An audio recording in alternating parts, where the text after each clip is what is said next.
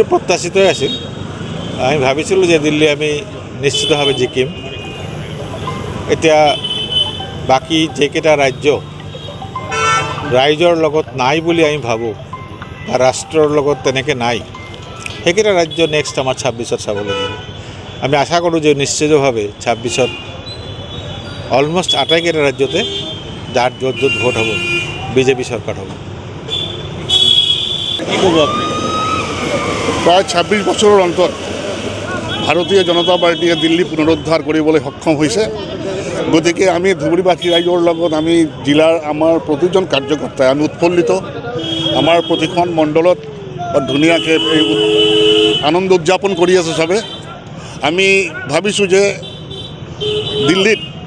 দিল্লীৰ জনসাধাৰণে ভাৰতীয় জনতা পাৰ্টীৰ এই জয়